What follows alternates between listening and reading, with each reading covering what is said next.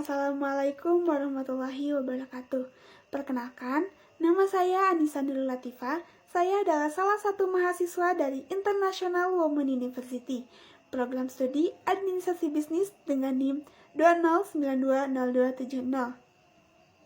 Video presentasi ini saya buat untuk memenuhi salah satu tugas ujian tengah semester mata kuliah Manajemen Pengetahuan dengan dosen pengampu Ibu Evi Sopiati, SAG, MM. 8 tips sukses memulai bisnis kuliner rumahan. Materi ini saya dapat dari akun Instagramnya Foodies ID. Dari sana, saya mengangkat materi ini untuk menjadi bahan presentasi untuk mata kuliah Manajemen Pengetahuan. Di sini, saya akan memaparkan poin demi poin dari 8 tips sukses memulai bisnis kuliner rumahan. Juga ilmu apa saja sih yang saya dapat dari akun Foodies ID ini. Dan rencana apa yang akan saya lakukan setelah mendapatkan tips sukses memulai bisnis kuliner rumahan? Langsung saja kepada materi yang pertama, ialah tips sukses memulai bisnis kuliner rumahan. Poin pertama, pilih produk kuliner yang banyak diminati.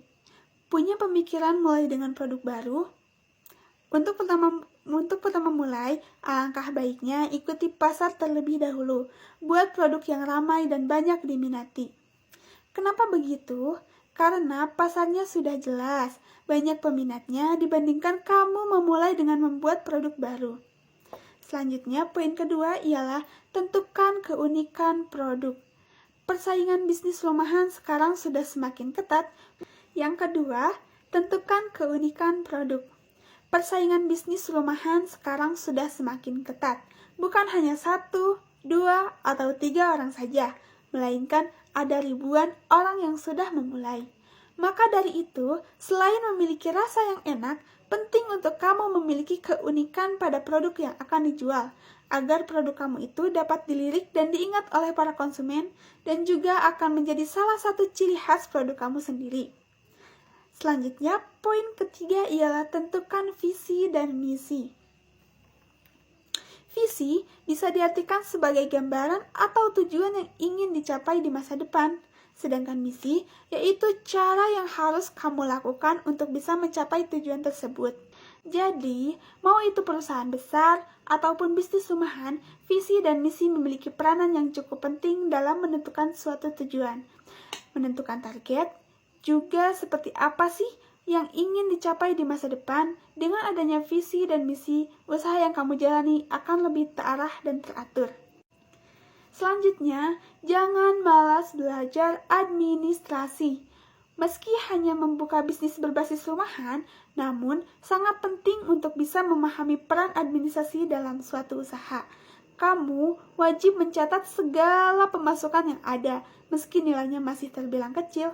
Contohnya seperti pisahkan uang usaha dengan uang pribadi. Meski hal tersebut terbilang sederhana, namun inilah dasar-dasar dari administrasi yang harus kamu pahami saat membuka usaha. Poin kelima ialah perhitungkan modal. Kamu harus menghitung dengan cermat kira-kira berapa biaya atau modal usaha yang harus kamu keluarkan, sehingga kamu bisa menghindari membeli segala sesuatu yang dirasa tidak terlalu penting atau tidak dibutuhkan. Selanjutnya, lakukan promosi. Promosi sendiri juga bisa menjadi salah satu cara terbaik untuk memasarkan dan menjual produk pada konsumen. Banyak cara mempromosikan bisnis kamu. Seperti di awal, kamu bisa meminta bantuan dari keluarga dan teman-teman kamu untuk posting produk kamu di sosial media mereka. Selanjutnya, poin ketujuh ialah buang pikiran tentang kegagalan. Membuka sebuah usaha hanya ada 2 pilihan. Yang pertama, kesuksesan, dan yang kedua, kegagalan. Jika kamu di awal sudah merasa takut akan kegagalan, sudah bisa dipastikan bahwa usaha kamu ke depannya akan gagal. Jadi, kamu harus menanamkan pada diri sendiri bahwa buang jauh-jauh rasa kegagalan, juga pikiran tentang kegagalan. Apapun itu tentang kegagalan, kamu harus buang jauh-jauh pikiran tersebut. Poin terakhir dari 8 tips ini ialah berikan yang terbaik pada konsumen. Supaya bisa meraih hati para konsumen, kamu harus bisa memberikan yang terbaik untuk mereka.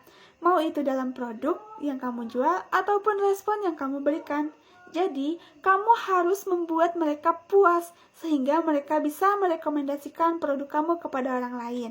Dan itu akan menjadi nilai tambah bagi produk kamu yang akan melesat pada kedepannya nanti. Langsung saja kita akan memasuki kepada materi yang kedua, ialah ilmu apa saja sih yang saya dapat dari akun tersebut.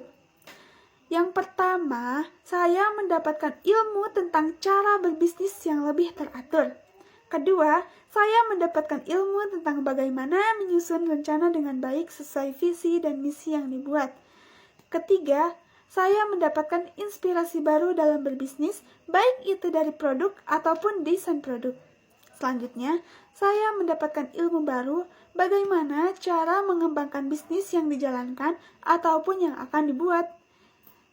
Yang terakhir, saya mendapatkan ilmu tentang pentingnya menjaga kualitas produk dan kepercayaan konsumen. Itulah ilmu yang saya dapat dari akun Foodies ID. Selanjutnya kita masuk ke materi yang ketiga. Materi ketiga ialah apa rencana ke depannya setelah mendapat ilmu dari postingan Foodies ID ini. Rencana ke depannya, setelah mendapat ilmu dari postingan Foodies ID, saya akan memahami poin demi poin dari postingan tersebut. Saya juga akan mengembangkan bisnis saya dalam bidang kuliner dan memperbaiki setiap poin yang belum terpenuhi dalam pencapaian atau target berbisnis saya.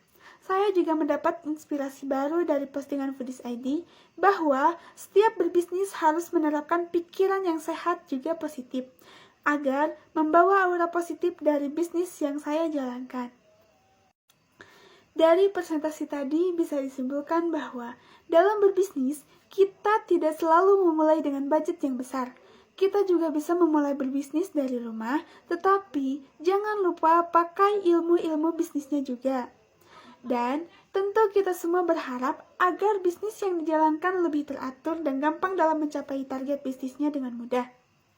Terima kasih atas atensinya teman-teman. Sampai jumpa di video-video selanjutnya. Wassalamualaikum warahmatullahi wabarakatuh. Dadah!